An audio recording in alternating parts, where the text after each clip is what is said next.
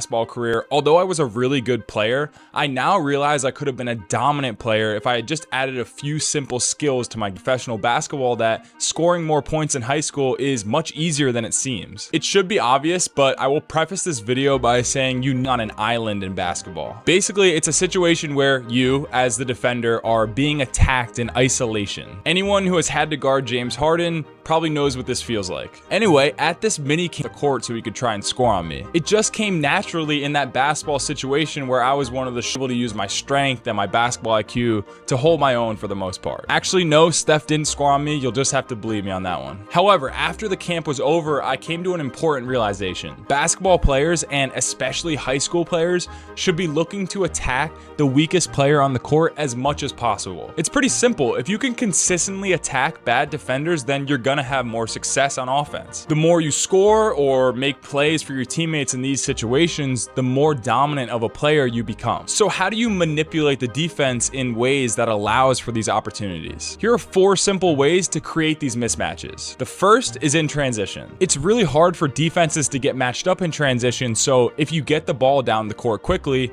you may end up with a weaker defender on you. This should be like a fluorescent green light telling you to attack the basket, especially if the other defenders are still running back. You can also use another tactic I didn't actually learn until I got to Colgate called crossing the channel. Basically, as you push the ball up the court, you dribble from one sideline to the other, which can confuse the defense. You might end up just getting easy buckets from this, but a lot of times you can catch defenders out of position and off balance. Next, and probably most obvious, ball screens are a great way to create mismatches. If there is a clear weakest defender on the court, call up the man he is guarding to set you a ball screen. If it's another guard, then a lot of times the defense will just switch and then you can go to work. You'll see NBA teams do this all the time to hunt specific players. Sorry to all my shooters out there like Sam Hauser, Buddy Hield, and even Steph earlier in his career. Now let's say your big is the one who's setting the ball screen. If a team is trying not to switch and they want to go under the first screen, that's the perfect time to set a rescreen. Be patient and have your big set the second screen lower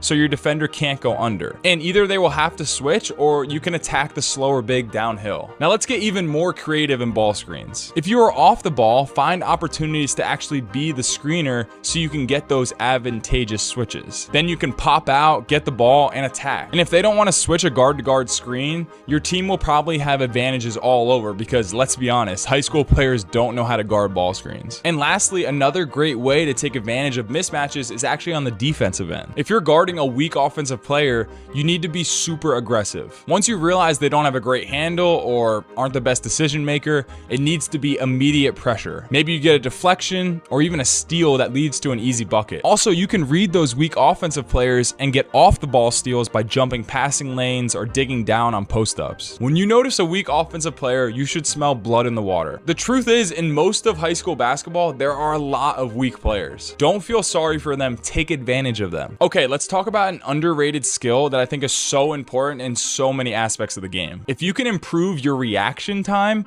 you could actually become a more dominant player. Here's what I mean. The faster you can react in different moments in a game, the more advantaged situations you will put yourself in. I use that word advantage a lot because that's all basketball is, trying to get the biggest advantage possible on your opponent. Let's again look at transition. The faster you can react when your team gets a rebound or a steal, the more transition opportunities you give yourself. And not just transition opportunities, but easy layups. If you can start moving down the court just a split second quicker than the defense, you might be 5 feet ahead of them. We talked about this all the time on my pro team in Finland last year, and I think it's one of the main reasons we were such an effective team in transition. And now I'm not telling you to become a cherry picker, it just means that as soon as you know your team has the ball, you're out of the gates. Honestly, I would consider myself slow compared to the majority of pro basketball players. But because my reaction time is pretty good, it doesn't hold me back as much as it could. Improving your reaction time is another great way to get steals. As soon as you realize a pass is about to be thrown that you might have an opportunity to steal, you need to be able to react. I always talk about getting more steals because I know high school players are so lazy with their passes. And I know sometimes you will get beat and look foolish. Believe me, I've been there, but I still believe it's totally worth it if more often than not you get a steal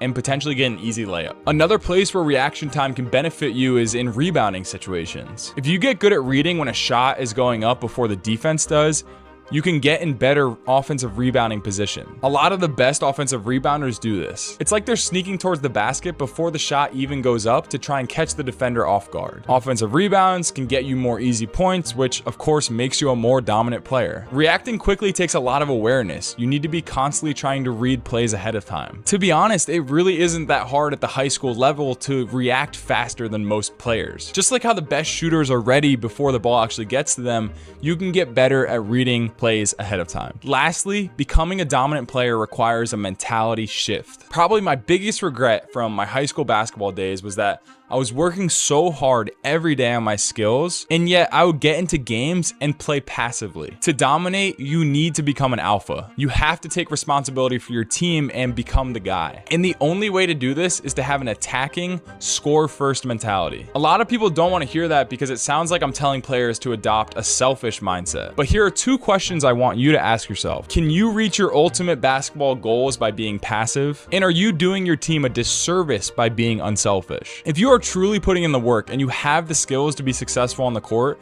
then you are hurting your team if you are not aggressive. And becoming a more assertive offensive player doesn't happen overnight. I didn't fully realize the importance of being an attacking player until this past season in my first year playing professionally. When you are constantly looking to score, you're putting more pressure on the defense. You make them have to react to you and not the other way around. Not only that, but by you being aggressive, whether it's with your shot or getting to the rim or in the post or whatever, you open up so much for the rest of your team as well. You force the defense to have to help because you're a threat. And that's when you can make the easy pass to open teammates and make your whole team better. I'll never forget there was this kid on my high school team who worked so hard on his skills every day, but because of a lack of confidence or a passive mentality, he would get in the games and hardly do anything. I really don't want you to be that kid. Come off ball screens looking to score, not pass. If you catch and the defense is playing off you, shoot it. Attack closeouts hard to score at the rim. Have a scorer's mentality first, then pass if you need to. As you get to the higher levels, then you might have to fit into more of a specific role, but this is high school basketball we're talking about. Unless you go to a really high level school like Montverde or IMG or one of those other prep schools, you have to put the ball in the basket. I know it's hard for some players to get away from being pass first, so here's a bonus tip. Every time you step foot on the court, carry yourself like the best player out there. This doesn't mean you need to showboat or point fingers at anyone, but if you play with some swagger and emotion, then others will start to see you as the dominant guy. The most important thing is to keep that mentality and confident energy even when you make a mistake. Brush it off and move on to the next play. That will trickle down and allow you to make more shots and be more sure of yourself as a player. Of course, confidence comes from the belief in yourself, but getting others to believe in you as well makes it so much easier to mature into that dominant role where you become the best version of yourself. And to any high school coaches watching, this might seem controversial, but I think your number one job should be to help your players improve and reach the next level, not to win games. Winning will come as a result of empowering your players to become the best versions of themselves. Coaching is a really underrated aspect in the development of a dominant high school player. Without the coach's support, the unfortunate reality is that a player can easily fail to reach their potential. I truly believe good high school players can improve their scoring by 8 to 10 points a game just by following some of these easy tips. Again, it all begins with the work you put in, but once you have that foundation, it's your mindset and your mentality that will allow you to dominate. And if you want to learn more about my experience in my first professional season overseas, check out this video on the truth about pro basketball. Please let me know what you think. I appreciate you all so much, and I will talk to you soon.